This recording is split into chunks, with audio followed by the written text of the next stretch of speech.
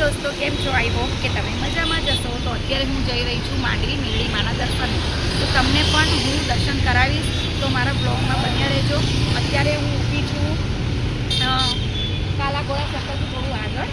તમે જોઈ શકો છો અહીં જય શ્રીરામ મંદિર છે. અહીંથી તમે જશો સીધા રોડ પર તો તમારે નર્મદા ભવન જવાશે. તો ચલો અત્યારે જઈએ આપણે.